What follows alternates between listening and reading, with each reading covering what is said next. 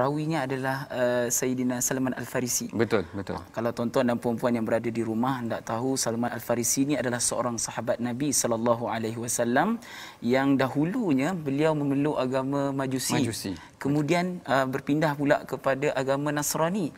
Kemudian barulah dia Salman Al-Farisi ini memeluk agama Islam. Betul. Nak dikatakan Salman Al-Farisi ini jasa dia sangat besar, doktor. Sebab apa? Kerana beliaulah yang mencetuskan idea yang pertama yang membuat parit ketika mana perang Al-Khandaq. Perang Khandaq. Betul. Ya. Tak pernah lagi orang buat dalam sejarah Islam, peperangan Islam, tak pernah lagi orang buat idea yang orang kata boleh jadi gila. Idea baru dia baru. Jadi Salman Al-Farisi ni adalah orang yang pertama dan jasanya tu sampai musyrikin kalah ketika itu. Betul. Jadi itulah jasa yang saya rasa kira jasa yang amat besar untuk Salman Al-Farisi dalam penyebaran agama Islam terutamanya, doktor. Betul, betul sebenarnya ustaz. Sebenarnya Salman Al-Farisi ni kalau kita singkap sirah dia yang silam, iaitu kalau kita buka macam mana yang diceritakan oleh Al-Imam Bukhari sendiri. Al-Imam Bukhari ada menyebutkan, dia kata Salman Al-Farisi pernah mengaku bahawa dia kata ana min Ramah Hurmus. Ramah Hurmus ni sebenarnya ustaz satu kawasan di Iran. Satu kawasan di Iran di mana Salman Al-Farisi ni adalah seorang yang beragama Majusi. Tugasnya sebenarnya menghidupkan api untuk disembah.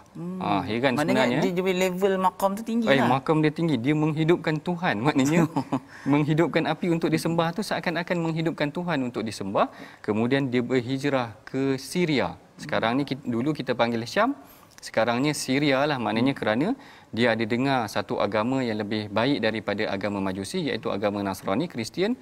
Lalu dia memeluk Kristian dan dia berhijrah ke Syria. Tuan-tuan bayangkan maknanya daripada Iran berhijrah ke Syria kerana nak mencari agama.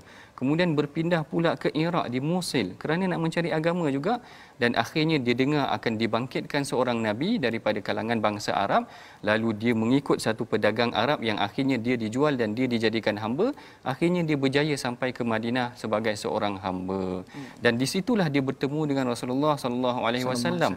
Dan yang agak menyedihkan, dia dah berada di Madinah ketika itu tapi dia tak dapat nak menyertai perang Badar sebenarnya ustaz. Sebab kalau ikutkan dia dah ada dalam perang Uhud dan dalam perang Badar pun dia ada.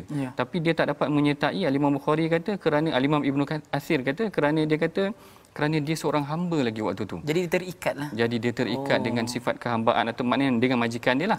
Jadi dia tak dapat nak pergi perang. Akhirnya Rasulullah berusaha juga membebaskan dia dengan para sahabat yang lain membantu, dan dia berjaya dibebaskan dan dia menyertai perang yang pertama macam Ustaz Husani sebutkan tu tadi, iaitu perang Khandaq. Dia mencetuskan idea yang baru. Baik, yang ni tentang perawi sahaja.